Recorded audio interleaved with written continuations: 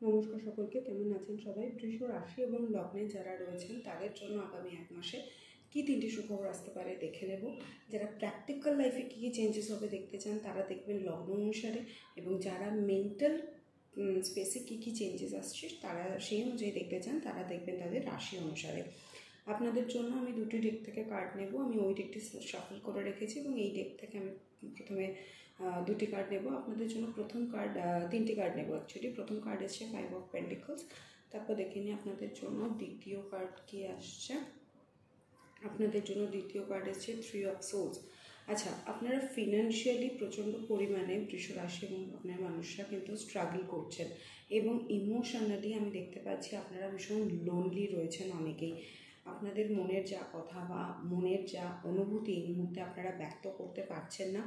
আপনারা কোথাও না কোথাও নিজেদের থেকেও এ বিষয়ে পালাচ্ছেন, বা অন্য কোনো মানুষের থেকে এতটাই আঘাত পেয়েছেন কোনো না কোনো ক্ষেত্রে যে নিজেদের হার্ট চাকরাকে কিন্তু আপনারা ব্লক করছেন।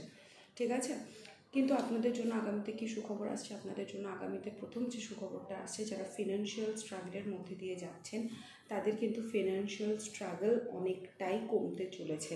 ঠিক আছে, যারা একাকিত্বের মধ্যে ভীষণ একাকিত্ব বোধ করছেন, যারা বুঝতে পারছেন, যারা ভাবছেন যে আপনাদেরকে কেউ বুঝছে না বা আপনাদের মনের কথা কোনো মানুষ বুঝবে না, তাদের কিন্তু এখানে আমি দেখতে পাচ্ছি যে সেই জায়গাটা হিলিং আসছে।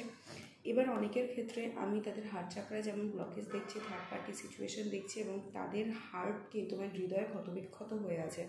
আপনারা কিন্তু যে পড়ে ট্রান্সফরমেশনটাকে নিজের লাইফে নিয়ে আসছেন না, কারণ ডেথের কার্ডটা প্রথমে রিভার্স এসেছিলো। তো সেই কারণে আপনাদের অনেকের ক্ষেত্রেই আপনারা বুঝতে পারছেন কিছু সিচুয়েশন আপনাদেরকে সার্ভ করছে না, কিন্তু স্টিল আপনারা সেখানে স্টাক হয়ে বসে আছেন।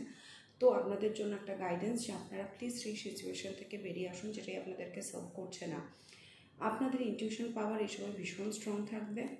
আপনাদের ইনটিউশন এই সময় ভীষণ স্ট্রং থাকবে। কোনো মানুষের ভাইব যদি আপনাদের মনে হয় যে না, এই মানুষটা আমার জন্য ঠিক নয়, বা এই মানুষটার ইন্টেনশন আমার প্রতি ঠিক না, বা এই সিচুয়েশানটা আমার জন্য ঠিক হবে না, আপনারা কিন্তু সেখানে সম্পূর্ণ নিজেদের ইনটিউশনকে ট্রাস্ট করুন, বিকজ আপনাদের ইনটিউশন এই সময় সব থেকে বেশি ভালো গাইড হতে পারে আপনাদের। এবং এখানে ওয়ার্ল্ড এবং এম্পায়ারের বটম অফ দ্য ডেক এসছে। তো আপনাদের লাইফে স্টেবিলিটির যে অভাব হচ্ছিলো সেই স্টেবিলিটিটা আসবে, এবং ইমব্যালেন্সেস যা যা চলছিল সেখানে এবারে নিজেরা দায়িত্ব নিয়ে সেই ব্যালেন্সের জায়গাগুলো আপনারা ঠিক করবেন।